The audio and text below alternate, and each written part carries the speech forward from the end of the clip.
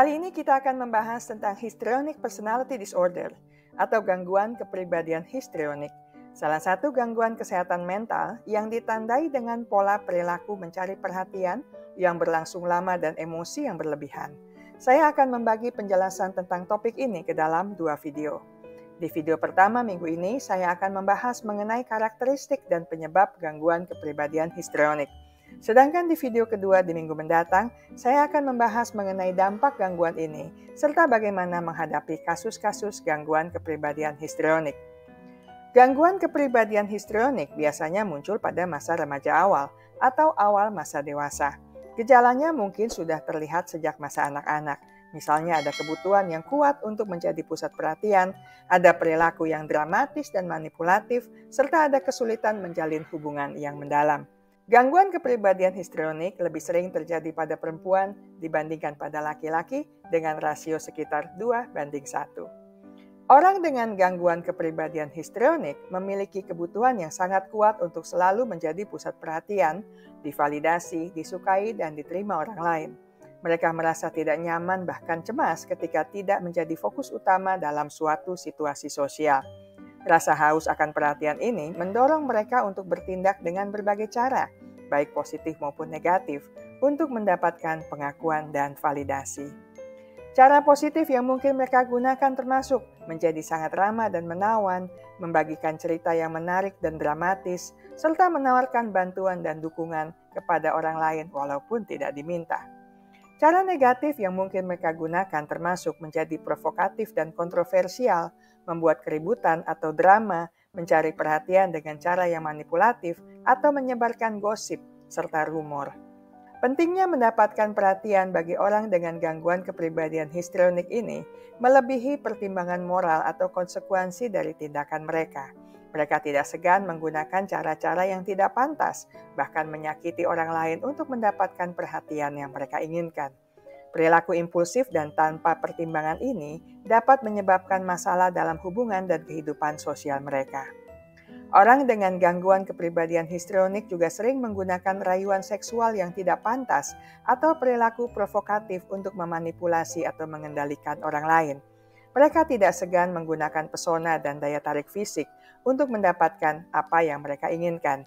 Manipulasi ini dapat dilakukan secara sadar ataupun tidak sadar. Tujuan utama mereka adalah untuk mendapatkan perhatian dan pengakuan serta menguasai situasi. Orang dengan gangguan kepribadian histrionik juga akan menggunakan penampilan fisik mereka sebagai alat utama menarik perhatian. Mereka sering berpakaian secara provokatif atau dengan cara yang tidak sesuai dengan usia. Pakaian dan gaya mereka dimaksudkan untuk menarik perhatian dan membuat mereka terlihat menonjol.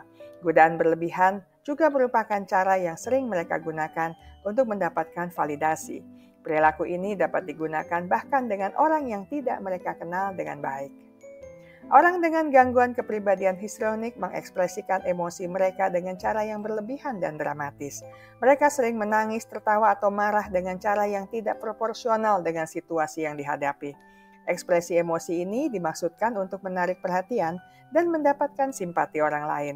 Sayangnya, perilaku ini dapat dianggap tidak tulus dan manipulatif oleh orang lain. Ekspresi emosi orang dengan gangguan kepribadian histrionik seringkali berubah dengan cepat dan tidak konsisten. Mereka mungkin tampak sangat bahagia pada suatu saat dan sangat sedih pada saat berikutnya. Perubahan emosi ini dapat membingungkan orang lain dan membuat mereka sulit untuk menjalin hubungan yang mendalam. Orang dengan gangguan kepribadian histrionik juga sering melebih-lebihkan pengalaman atau membuat diri mereka tampak lebih penting daripada yang sebenarnya.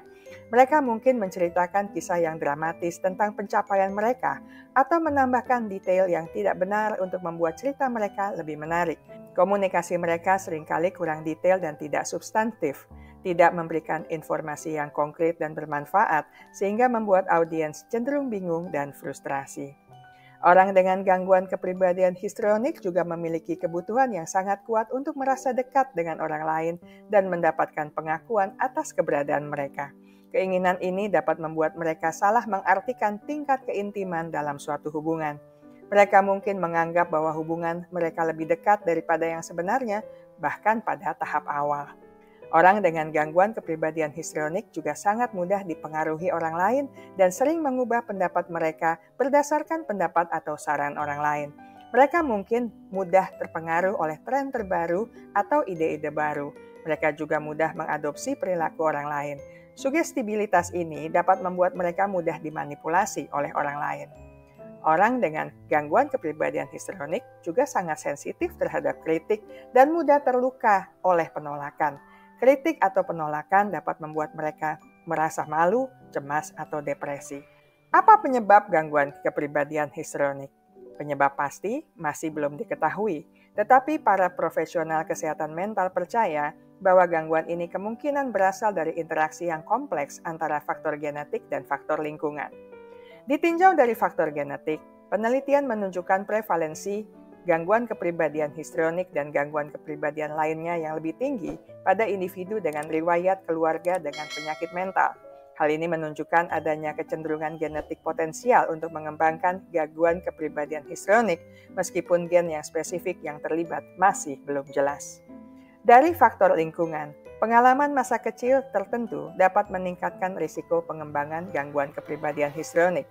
Ini termasuk penelantaran dan pelecehan, pengasuhan yang tidak konsisten atau terlalu memanjakan, serta menyaksikan drama kehidupan orang tua.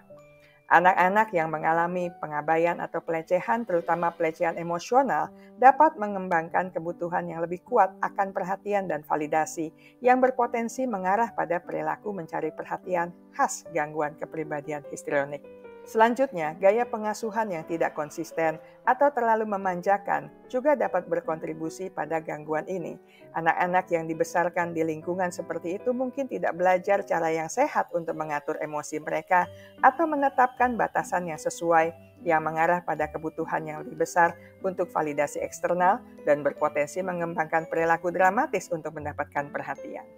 Tumbuh dalam rumah tangga dengan orang tua yang dramatis atau tidak stabil secara emosional juga dapat meningkatkan risiko gangguan kepribadian histrionik. Anak-anak di lingkungan ini dapat belajar mencontoh perilaku dramatis orang tua mereka untuk mencari perhatian dan mengatasi emosi yang sulit. Meskipun penyebab pastinya masih sulit dipahami, memahami faktor-faktor yang berpotensi menyebabkannya dapat membantu dalam mengidentifikasi individu yang berisiko dan memberikan dukungan serta intervensi yang tepat. Kita berhenti sampai di sini dulu. Kita akan lanjutkan pembahasan tentang topik ini di minggu mendatang. Ingat baik-baik, kesehatan mental Anda sangat berharga. Jagalah, pertahankanlah dengan sekuat tenaga.